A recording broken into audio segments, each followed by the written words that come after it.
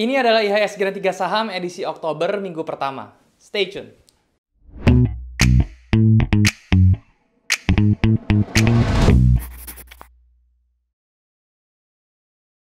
Halo teman-teman, balik lagi sama gua Daryl di This is Daryl Channel. Dan hari ini kita masuk ke segmen IHSG dan 3 saham. Buat teman-teman yang baru join di channel gue, teman-teman ya, dan nggak tahu IHSG dan 3 saham itu apa, ini adalah segmen yang membahas kondisi IHSG dan juga saham-saham yang kira-kira bisa direferensikan minggu depan, oke? Dan hari ini gue juga sedikit akan menyinggung tentang yang namanya makro, teman-teman ya. Kenapa? Karena gue merasa keadaan makro atau ekonomi global ini perlu banget dibahas sekarang, teman-teman ya. Karena menurut gue ada beberapa hal penting yang harus gue sampaikan terkait tentang keadaan ekonomi dan pengambilan keputusan kalian tentang trading di saham dalam beberapa waktu ke depan gitu ya. Gue pribadi sendiri gue akan mulai merubah cara trading gue sekarang ya. Kenapa? Karena gue mempersiapkan sebagai ibaratnya tuh perlindungan ya teman-teman, atau proteksi terhadap portfolio gue nantinya ke depan. Oke, seperti itu. Dan seperti biasa, gue pengen kasih tahu ke kalian, gue trading menggunakan charting tools dari tradingview.com. Ini adalah charting tools yang gue gunakan untuk menganalisa saham dan juga crypto forex secara teknikal gitu ya. Jadi kalau misalnya kalian belum punya charting tools, kalian bisa cek nih tradingview.com. Kalian bisa daftar langsung di website tersebut, dan kemudian kalian bisa sesudah daftar, kalian bisa ke bagian chartnya, langsung bisa menikmati secara gratis ya teman-teman. TradingView ada versi gratisnya, ada versi berbayarnya gitu ya. Dan versi berbayarnya itu dia bisa menggunakan indikator lebih dari 3, kemudian kalian bisa menggunakan fitur backtest itu secara intraday, terus kemudian kalian bisa ngerubah layout sesuka kalian ya. Jadi ini layoutnya kalian bisa ganti-ganti, pilihannya ada banyak gitu ya. Kemudian kalian juga bisa mendapatkan data feed yang lebih historiknya itu lebih banyak, lebih panjang gitu ya. Dan juga banyak fitur-fitur lainnya yang nggak bisa gue sebutin satu-satu gitu. Jadi kalau misalnya kalian tertarik yang pro-nya, kalian tinggal klik aja link yang ada di description di bawah. Terus kalian tinggal pilih deh, kalian beli aja tuh mau pro yang mana gitu ya. Kalau gue di sini sendiri gue pakai yang Pro Plus karena menurut gue yang Pro Plus itu udah cukup buat gue untuk trading gitu ya. Oke, sekarang kita langsung bahas aja teman-teman ya tentang IHSG gitu ya.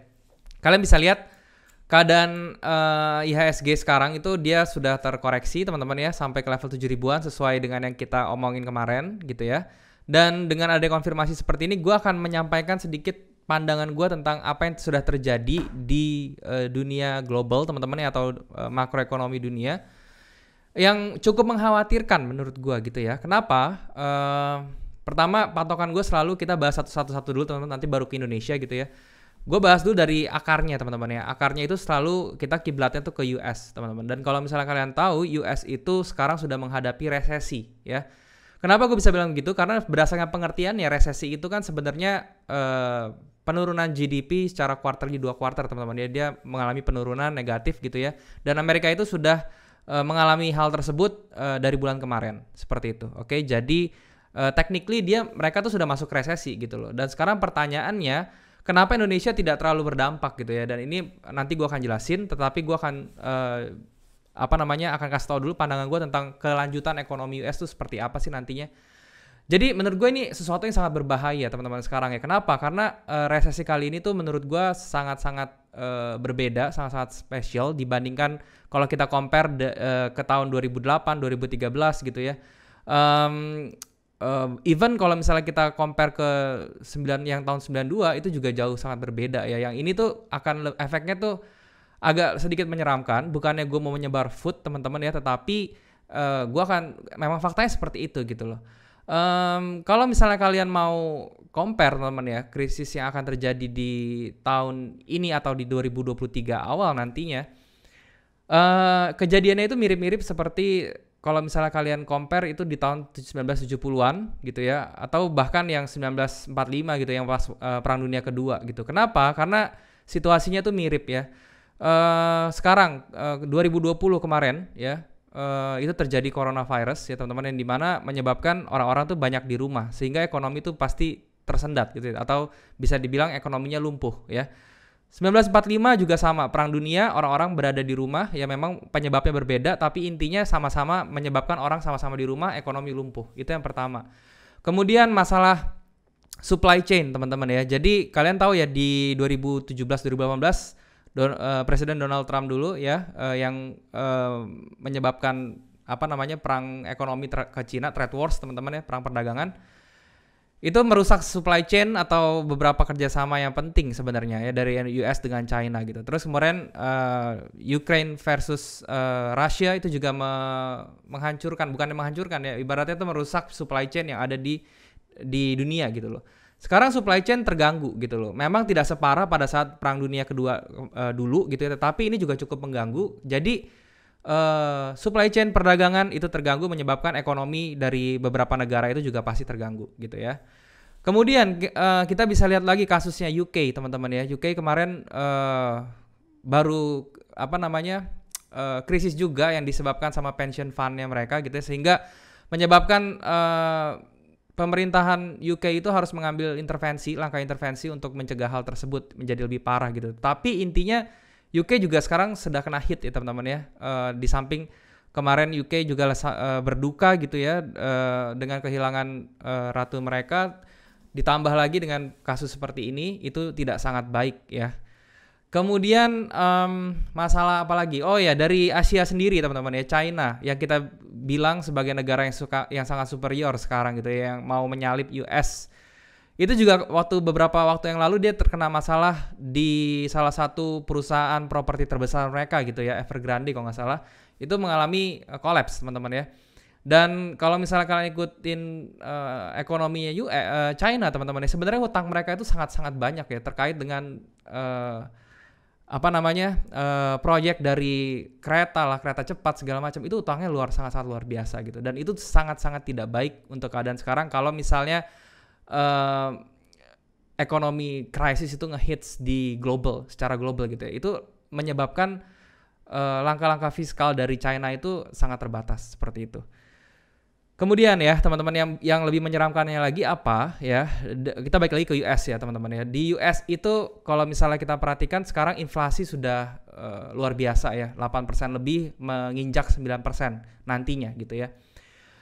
Indeks CPI-nya juga itu sangat mengkhawatirkan teman-teman, naik terus ya. Kemudian mereka punya GDP itu juga sangat turun ya teman-teman ya, sehingga itu membuat ekonomi di Amerika itu berjalan sangat-sangat sulit ya sekarang. Langkah apa yang dilakukan sama pemerintah US? Tentunya mereka mengambil langkah seperti biasa ya, menaikkan suku bunga untuk menurunkan inflasi teman-teman ya. Tapi pertanyaannya nanti, apakah langkah itu berpengaruh ya? Sekarang kalau misalnya kita lihat ya, US kemarin naikin suku bunga 75 basis point ya, sekarang jadi 3,25%. Dan inflasinya teman-teman, ternyata PCI-nya mereka tuh tidak terlalu terpengaruh gitu loh. Dan ini yang harusnya ditakutkan. Kenapa? Karena apakah inflasinya ini akan nanti itu berkembang ya, atau expand itu menjadi stagflasi, itu yang ditakutkan gitu loh. Stagflasi kenapa ditakutkan? Karena stagflasi itu biasanya untuk keluar dari fase stagflasi itu sangat sulit gitu loh ya. Dan itu menyebabkan krisis yang terjadi atau resesi yang terjadi di Amerika bisa berkembang menjadi depression gitu loh. Dan kalau misalnya kalian pernah dengar The Great Depression teman-teman ya, itu menyeramkan sekali gitu ya. Ekonomi, nggak cuma ekonomi doang kolaps ya. Itu bahan pangan juga semuanya naik segala macam. Pokoknya chaos banget gitu ya. Terus teman-teman, yang mau gue sampaikan lagi terkait dengan si US ini ya, itu terkait dengan bahan-bahan yang berpengaruh terhadap industri gitu ya. Misalnya seperti energi ya sini. Kalau misalnya kita lihat krisis yang terjadi di 1970-an, itu kan mereka juga ke-trigger tuh gara-gara namanya supply shock teman-teman ya, yang dari oil waktu itu ya. Waktu itu ada embargo oil di Arab teman-teman, dan harga oil mereka naiknya gila-gilaan sampai berapa kali lipat gitu ya, sampai menyentuh angka beratusan dolar per barel. Kondisinya sekarang bagaimana? Memang sekarang oil itu tidak terlalu seperti yang tahun 1970-an gitu ya. Tetapi di sini juga ada supply shock juga menurut saya. Dari mana? Dari sisi mana? Dari sisi energi secara keseluruhan ya. Jadi energi itu kan nggak cuma oil ya, tetapi ada coal, teman-teman. Kalian bisa lihat harga coal sekarang berapa gitu ya. Dan ini menjadi momok juga teman-teman. Kenapa? Karena begitu komoditi energi tersebut itu naik harganya gila-gilaan ya, otomatis itu akan berpengaruh terhadap rentetan ke bawahnya. Karena komoditas tersebut itu merupakan bahan dasar untuk menghasilkan produk lain yang kita bisa konsumsi di sekarang gitu ya. Otomatis inflasi juga tergerus meningkatnya tuh gara-gara hal tersebut gitu loh. Jadi sekarang di situasinya serba salah. Kalau misalnya kita konsumtif, itu inflasi akan naik terus ya. Kalau misalnya kita tidak konsumtif ya, terus kemudian ekonomi tidak berjalan. Sekarang tuh benar-benar serba salah teman-teman. Terus masalah hutang lagi ya. Ini rasio hutangnya US teman-teman, kalau misalnya kalian bisa perhatikan ya, rasio GDP berbanding hutangnya mereka itu udah di atas 120, 130.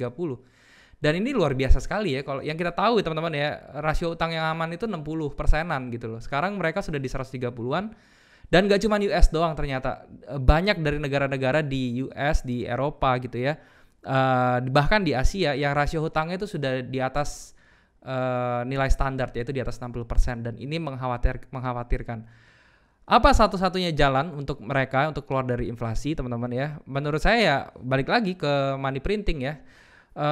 Tapi di sini money printingnya tuh juga akan terhambat ya. Kenapa? Karena biasanya mereka melakukan hal tersebut ya. Mereka mencetak uang lagi dan untuk mencegah hal tersebut ya, mencegah resesi dan segala macam. Tapi kali ini kalau misalnya mereka mencetak uang lagi dengan rasio GDP seperti itu akan sangat sulit untuk dilakukan ya. Saya tidak bisa jelasin semua di sini ya, karena ini saya mau kasih gambaran doang sebenarnya. Dan apa yang bisa, sekarang kita balik ke Indonesia ya. Sekarang Indonesia kenapa nih? Gimana dong caranya? Apakah Indonesia bakal kena imbas juga ya? Indonesia pasti akan kena imbasnya. Cuman kalau menurut data yang saya lihat teman-teman, Indonesia tuh sangat bertahan ya. Indonesia tuh di bagian financialnya atau di bagian fiskalnya itu kuat sekali ya. Bahkan ini sekarang Indonesia tuh menjadi negara terkuat di ASEAN ya, yang di tengah badai yang sekarang terjadi ya. Kalian masih bisa lihat ya. Indeks kita tuh sebenarnya year to date-nya tuh masih bisa plus teman-teman, plus 15%. Nah itu menjadi sangat bagus. Di mana negara-negara lain teman-teman ya itu sudah pada merah semua. Indonesia tuh masih bisa bertahan, itu termasuk salah satu yang bagus gitu. GDP Indonesia masih meningkat ya, itu luar biasa sekali ya. Inflasinya juga masih belum tidak terlalu besar gitu loh. Cuman apa yang perlu diwaspadai teman-teman ya. Sekarang gini, kalau misal yang perlu diwaspadai adalah kalau misalnya US itu inflasinya naik terus, suku bunganya naik terus. Dan kalau misalnya kalian bayangin ya, inflasi naik, suku bunga naik terus, dan inflasi, let's say US bakal menaikkan suku bunganya sampai ke 4%, ke 5% misalnya. Dan itu kan sebenarnya suku bunganya udah sama ya sama di Indonesia ya. Dan nilai US dollar tuh sama Indonesia itu sangat jauh ya, itu tinggian US dollar ya. 1 US dollar tuh 15.000 di Indonesia sekarang, oke? Apa yang dikhawatirkan? Yang dikhawatirkan adalah kalau misalnya investor-investor yang ada di Indonesia yang memakai US dollar itu tidak melihat Indonesia sebagai potensi investasi yang besar lagi gitu ya. Ini cuman saya galinya berdasarkan suku bunga teman-teman ya. Ya logikanya ya mereka pasti akan pindahin lah ya, karena suku bunganya sama kok ya, dengan nilai mata uang yang lebih besar di US gitu loh. Ya pasti mereka akan pindahin duit. Dan kalau itu terjadi, mungkin kita akan melihat koreksi atau penurunan di indeks itu yang cukup besar seperti itu. Ini semua tergantung ya.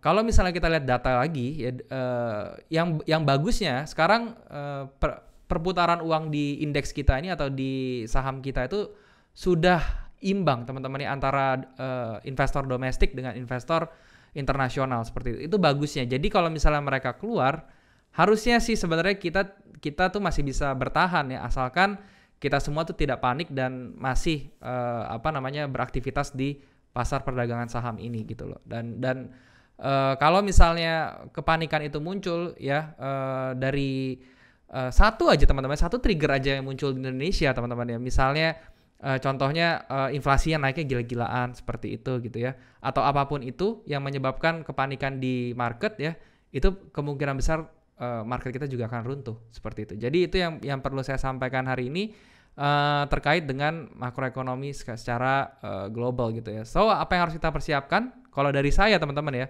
yang pertama yang saya pikirkan itu adalah kita harus mengurangi expense, oke? Jadi walaupun kesannya tuh kenapa kita jangan terlalu boros ya? Karena menurut saya itu jalan yang yang paling aman gitu ya. Terus kemudian kalau misalnya kita sudah tidak terlalu boros ya, expense kita dikurangin, buat apa gitu loh? Ditabung teman-teman ya, ditabung, kita saving cash kita buat persiapan gitu loh. Loh kenapa katanya cash itu nggak bagus ya, segala macam. Ya saya tahu ya, memang cash itu kalau misalnya kita taruh di bank itu kurang efektif ya, tetapi untuk kondisi-kondisi tertentu seperti ini ya ada baiknya kita save dulu. Buat apa? Buat nanti kita jadikan itu peluru ya, nanti begitu resesi terjadi kita bisa mengambil kesempatan-kesempatan tentunya di instrumen-instrumen seperti saham ya, kripto dan juga yang lainnya itu secara harga yang sangat murah gitu, atau harga diskon ibaratnya seperti itu gitu ya. Terus untuk inflasi bagaimana? Kalau misalnya memang inflasi terjadi besar-besaran, kita hedgingnya seperti apa?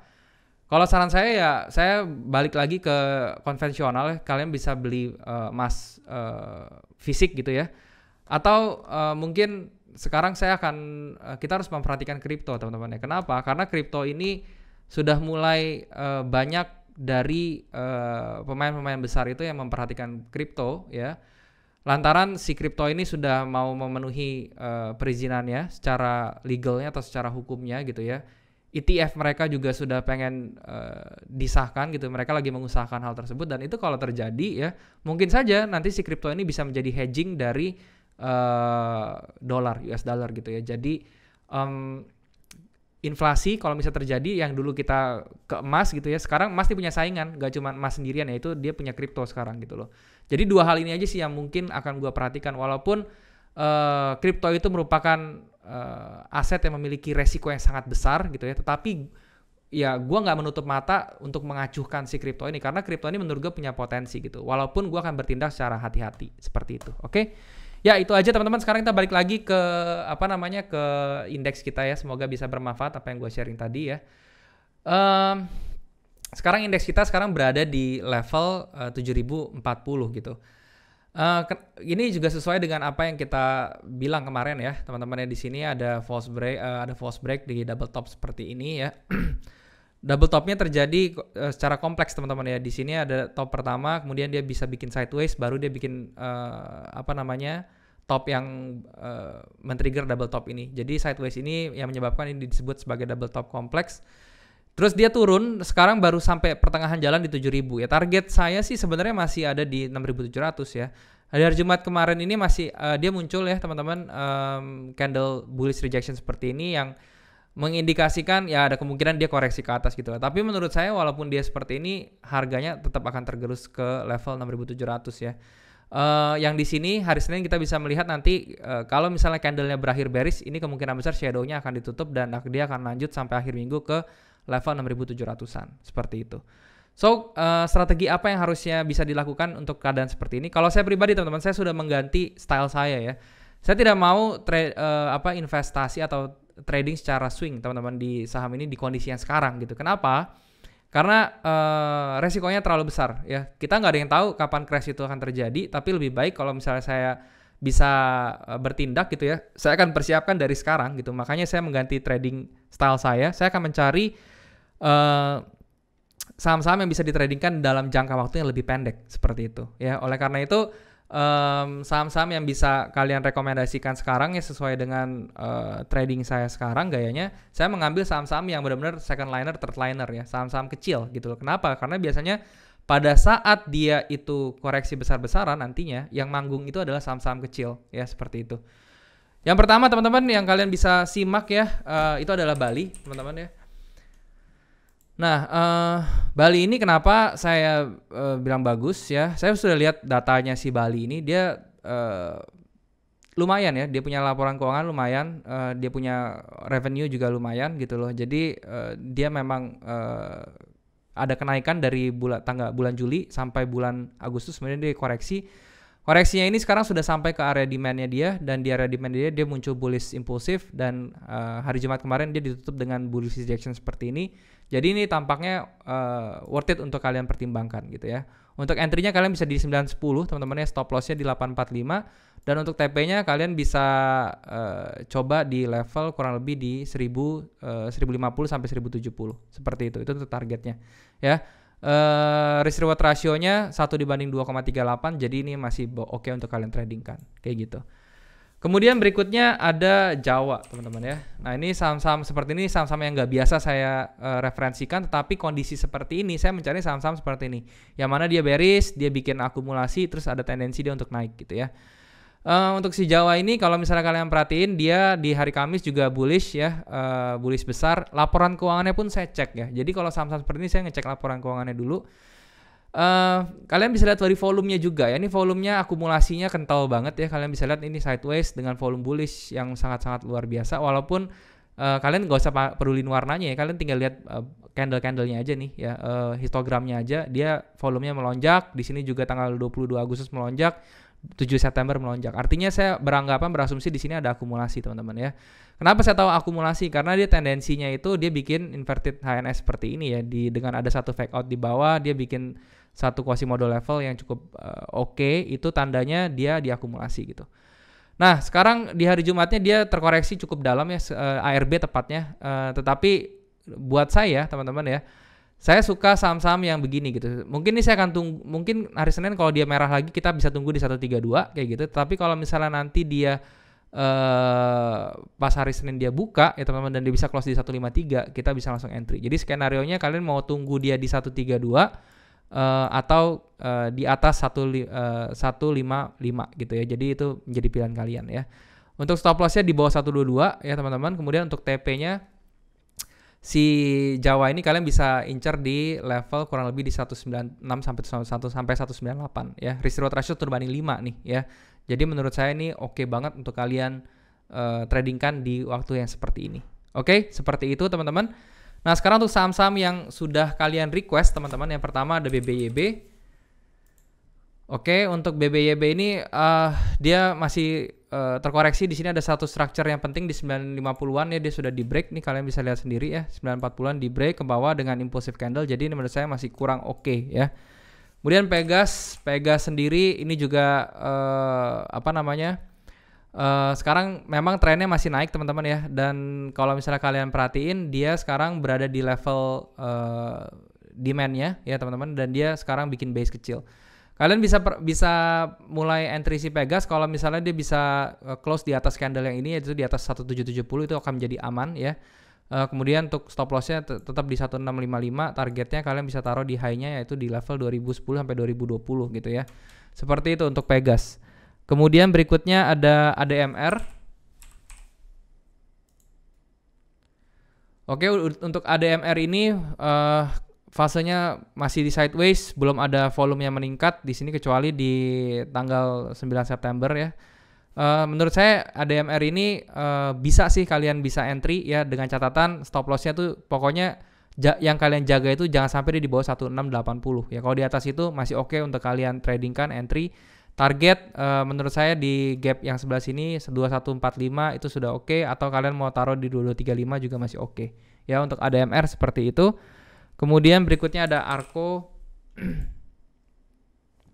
Oke, untuk Arko ini dia ini saham yang tergolong masih baru teman-teman ya, dan dia sekarang sudah di higher high, sudah di all time high maksud saya di 830, sekarang lagi koreksi ya. Koreksinya sekarang ada di base nih teman-teman ya, kalian bisa perhatiin ini adalah area base yang jadi demand-nya ya. Oleh karena itu ya kalian bisa lihat di sini terjadi rejection, kalian bisa entry sebenarnya kalau swing-nya ini jadi ya, swing low-nya jadi di hari Senin dia bisa bertahan di atas 730, kalian bisa entry gitu ya. Stop loss-nya tentu di bawah demand ini aja ya, di 640. Kenapa? Karena ini cukup berbahaya ya kalau misalnya kayak begini.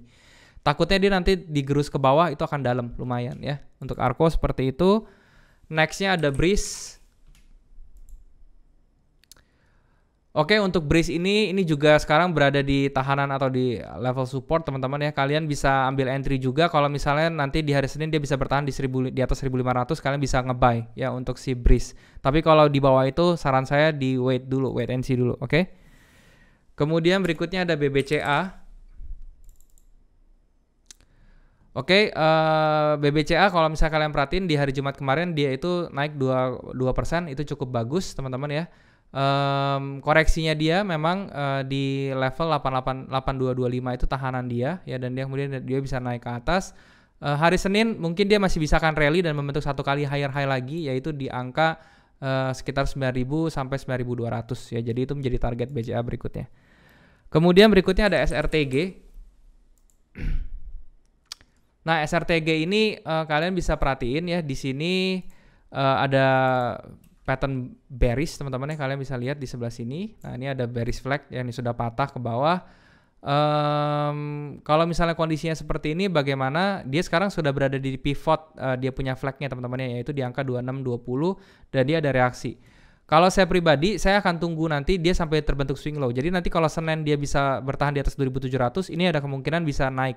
Tapi kenaikannya itu menurut saya itu tidak akan panjang ya. Mungkin cuma sampai ke 2.870, maksimal ke 3.000 ya teman-teman. Jadi SRTG seperti itu. Berikutnya ada SIMP. Oke, SIM ini belum ada tanda-tanda untuk reversal yang bagus ya. Walaupun sekarang mereka berada di level support yang lumayan kuat ya, lumayan besar. Tapi di sini di candle-nya belum menunjukin tanda-tanda untuk reversal. Jadi kalau misalnya nanti Senin dia membentuk bullish engulfing, baru kalian bisa entry, bisa kalian perhatikan. Tapi selama dia belum ada tanda-tanda pembalikan arah harga ya, entah itu dari candle swing atau dari candle pattern atau dia bikin divergence segala macam, ya itu mendingan jangan dulu ya, seperti itu. Kemudian berikutnya ada HMSP. Oke, HMSP ini kalau dilihat ya ini cukup bagus teman-teman. Kenapa? Karena dia mentok di support dan dia muncul bullish impulsif seperti ini, ada koreksi dan dia bertindaknya kuat ya. Jadi kalian sebenarnya bisa langsung memanfaatkan hal ini ya. Kalian bisa entry di harga 915-an ya. Kemudian kalian taruhnya stop loss-nya tuh di bawah candle yang impulsif ini di 875. Karena kenapa? Karena candle impulsif ini akan bertindak sebagai area tahanan yang sangat besar ya. Jadi kalian bisa taruh di 870 sampai 875 SL-nya. Dan untuk TP-nya yang pertama kalian bisa taruh di 975 dan yang kedua kalian bisa taruh di gap-nya di 1025 seperti itu. Ya, risk reward ratio 1 banding 2,44, HMSP oke juga. Kemudian berikutnya Goto.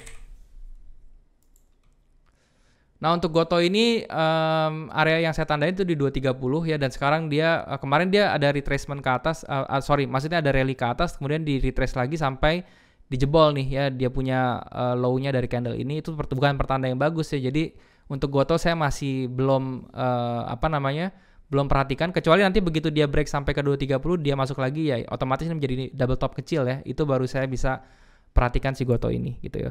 Tapi kalau menurut saya sekarang saya sangat-sangat menjauhi saham-saham startup teman-teman ya, yang berhubungan dengan tech, terutama perusahaan-perusahaan startup tech gitu ya, seperti Goto ini gitu loh, atau segala macam. Kenapa? Karena ada kemungkinan besar kalau misalnya US itu resesi atau sampai mungkin masuk ke fase yang lebih kritis lagi gitu ya, itu pendanaan tuh akan sangat jauh berkurang. Jadi yang kena serang tuh biasanya perusahaan-perusahaan tech dulu ya. Kalian bisa lihat sendiri ya, perusahaan-perusahaan tech di luar itu, di US terutama atau di negara lain, itu yang kena serang semua ya teman-teman ya. Mereka nge-lay off segala macam dan itu serem banget sih sebenarnya. Oke, berikutnya ada SQMI teman-teman. SQMI kalau misalnya kita lihat dia sudah bikin satu structure baru ya. Di sini dia sudah structure yang sebelah sini sudah di break ke atas, dia bentuk structure baru, sekarang lagi korektif fasenya, sudah sampai ke structure yang menjadi support sekarang ya. Kita tinggal tunggu di sini dia bikin swing, kalian bisa entry. Kalau belum bikin swing di sebelah sini jangan entry ya. SQMI seperti itu. Kemudian ada APLN. Oke, APLN kita bisa lihat entry terbaik sebenarnya saya tunggu di level 119 sampai 120 lah ya. Jadi kalau belum sampai situ saya tidak melihat dulu, karena entry terbagus tuh di 115 sampai 120. APLN seperti itu. Dan yang terakhir ada POLL. Oke, untuk si POL ini sendiri ya, dia belum bagus. Kenapa? Karena ini ada support yang di break, belum ada tanda-tanda false break ya. Kalau misalnya kalian nanti Senin melihat dia false break ya, ini kalau misalnya dia Senin bisa ditutup di atas level sekitar 322, di atas 322 ya. Jadi di 323, 325 gitu ya. Itu akan terjadi false break dan kalian bisa ambil untuk scalpingannya atau untuk mengambil counter trendnya sedikit seperti itu. Oke. Ya, teman-teman, itu saham-saham yang kalian request semua sudah. Oh ya, kemarin saya belum bahas ya saham-saham yang kemarin saya rekomenin gimana ya. Ada BRMS ya, teman-teman ya. BRMS ini belum kena target kita ya. Kalau misalnya kalian lihat nih. Kemarin saya nungguin sebenarnya dia bikin swing, ternyata dia tidak bikin swing, tidak bisa close di atas level yang kita mau. Jadi dia saya nggak entry apa-apa di sini dan dia malahan ke bawah gitu ya. Jadi itu pentingnya nunggu konfirmasi seperti itu sih. Intinya saya mau menyampaikan itu ya. Kemudian yang terakhir ada INKP. INKP ini juga belum belum tutup atau close di atas level yang kita mau, yaitu di atas 9275. Jadi kalau saya pribadi ya, saya tetap menungguin INKP karena INKP ini sebenarnya bagus ya teman-teman ya. Kita lihat nanti di beberapa hari ke depan, kalau dia bisa close di atas 9275, saya pasti akan entry di sini ya. Seperti itu. Oke. Itu aja teman-teman yang mau gue sharing. Sekali lagi ini pandangan gue sebagai seorang trader. Gue bukan financial advisor, ya gue bukan ekonom yang profesional, oke. Jadi ya ini adalah pandangan gue aja. Semoga ini bisa jadi referensi kalian gitu ya. Dan kalau misalnya kalian mengambil sesuatu dari video ini, kalian harus sesuaikan lagi dengan referensi kalian masing-masing, trading style kalian masing-masing, trading manajemen kalian masing-masing supaya hasilnya bisa lebih optimal, oke. Intinya sih nggak perlu panik untuk menghadapi satu resesi teman-teman ya. Yang penting kita tahu penyebabnya apa dan kita harus tahu apa yang kita lakukan, seperti itu, oke? Kalau misalnya kalian tertarik untuk saya bahas satu segmen series tertentu tentang bagaimana cara menghadapi resesi yang akan datang teman-teman ya, yaitu saya rasa nggak akan lama lagi ya, 3 bulan, 4 bulan maksimal mungkin. Saya akan buat seriesnya ya teman-teman tentang resesi ini, gimana cara kalian memilih instrumen yang bagus ya, terus cara kalian hedging duit kalian, memproteksi dana kalian, ya mungkin kalian bisa komen aja di bawah kalau misalnya kalian mau konten seperti itu. Oke? Thank you sekali lagi teman-teman. Jangan lupa untuk subscribe channel ini kalau kalian merasa channel ini bermanfaat untuk kalian. Kalian juga bisa bantu like video ini ya, karena like itu sangat penting untuk membuat channel ini berkembang ya. Jadi saya mohon bantuannya untuk like video ini, share ke teman-teman kalian lain yang membutuhkan, dan juga sekali lagi semoga ini bisa bermanfaat dan berguna. Oke? Thank you, sampai jumpa di next video. Jangan lupa semua orang bisa cuan. Salam sukses, bye-bye.